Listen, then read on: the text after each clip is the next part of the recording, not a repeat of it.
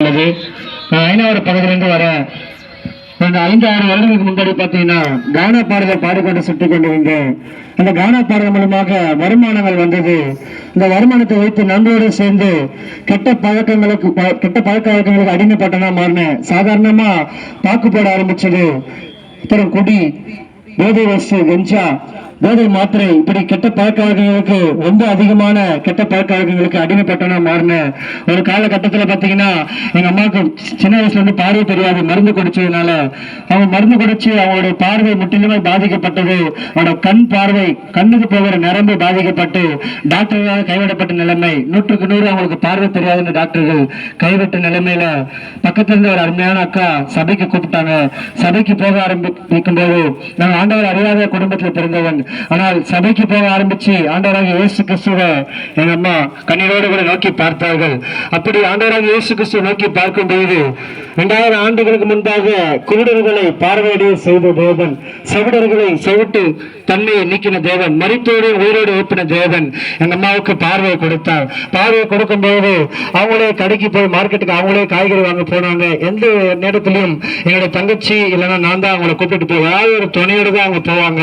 ஆனா சபைக்கு போய் கொஞ்சம் கொஞ்சமா அவங்களுடைய பார்வை தெரிய ஆரம்பித்தது. இதை விசுவாசித்து நாங்களும் சபைக்கு போக ஆரம்பிச்சோம். என்னுடைய கெட்ட பழக்க வழக்கங்கள்ல பாத்தீங்கன்னா நண்பரோடு சேர்ந்து வீட்டுக்கு வரமாட்டேன். நைட்டு ஃபுல்லா எங்காவது ஒரு இடங்களை தங்கிடுவோம், பாலடைஞ்சில் இடங்கள் ஏதாவது தங்கிடுவோம். தங்கிட்டு கெட்ட பழக்க வழக்கங்களுக்கு அடிமைப்பட்டனா இருந்தேன். அந்த கானா பாடல் மூலமாக வருமானம் வந்தது.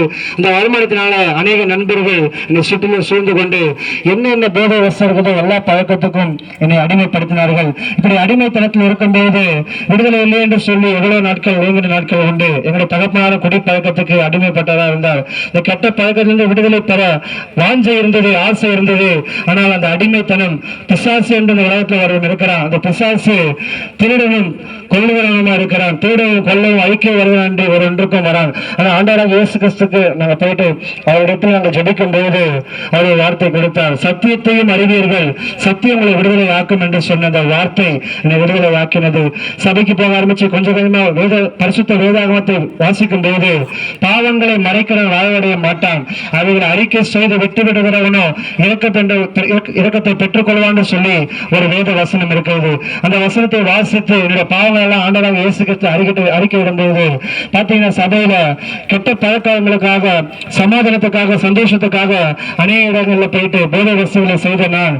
ஆனால் எல்லா பழக்கத்தை விட எல்லா கெட்ட பழக்கம் இந்த போதை வசதிகளை நான் அனுபவிப்பது உண்டு. சமாதானத்துக்காக நான் தேடும் நாட்கள் உண்டு.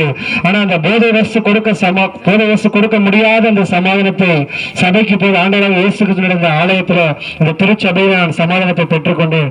வேதம் சொல்லுகிறது என்னுடைய சமாதானத்தை உங்களுக்கு வைத்து போகிறேன்னு சொல்லி அந்த சமாதானத்தை ஆண்டவராக இயேசு கிறிஸ்து ஒருவர் மாத்திரமே தர முடியும். பாவ பழக்கத்திலிருந்து விடுதலை ஆக வேண்டுமானால் ஆண்டவராக இயேசு கிறிஸ்துவின் ரத்தம் சகல பாவங்களை நீக்கி கல்வி உங்களை சுத்திகரிக்கிறதா இருக்கிறது. இந்த சத்தத்தை கேட்கிற எனக்கு அன்பான சகோதரனே, சகோதரியே, உடைய வீட்டில் இப்படிப்பட்ட கெட்ட பழக்கங்களுக்கு அடிமைப்பட்டவர்களா இருக்கிறார்களா? ஆண்டவராகி இயேசு கிறிஸ்து நோக்கி பாருங்கள். குமாரனாகி இயேசு கிறிஸ்து உங்களை விடுதலை ஆக்கினால் மெய்யாகவே விடுதலை ஆவீர்கள். அந்த மெய்யான விடுதலை எனக்கு என்னோட வாழ்க்கையில் தந்தபடினாலே இன்றைக்கு உங்கள் பகுதியில் வந்து இந்த சாட்சியை சொல்ல கர்த்தராகி இயேசு கிறிஸ்து உதவி செய்திருக்கிறார். என் அம்மாவுடைய பார்வையும் தெளிவாக வந்தது. என்னுடைய வீட்டில் இருந்த வறுமை மாறினது. எனக்கும் நல்ல ஒரு வேலை கிடைத்தது.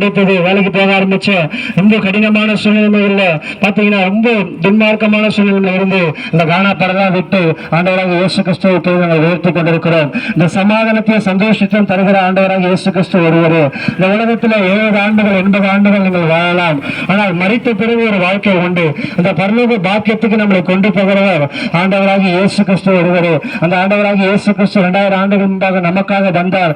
நமக்காக வந்து பாடுகளை ஏற்றுக்கொண்ட நம்முடைய மீறல்களுக்காக, நம்முடைய அக்கங்களுக்காக எல்லாவற்றையும் அவருடைய சரீரத்தில் ஏற்றுக்கொண்டார்.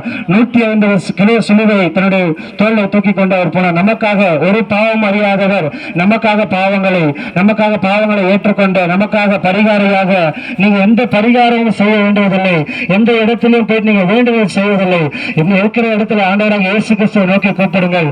அவருடைய வாழ்க்கையில எப்படியாப்பட்ட போராட்டம், எப்படியாப்பட்ட பிரச்சனை, எப்படியாப்பட்ட சூழ்நிலைமைகள் மாறுதலா இருந்தாலும் நிச்சயமாகவே முடிவு உண்டு. போகாது, உடைய நம்பிக்கை வீண் போகாது, என் வாழ்க்கை மாறாதா, என்னோட கணவனார் குடிப்பழக்கத்தில் விடுதலை ஆக மாட்டாரா, என்னோட பிள்ளைக்கு ஒரு நல்ல வேலை கிடைக்காதா என்று சொல்லி ஏங்கிக் கொண்டிருக்கலாம்.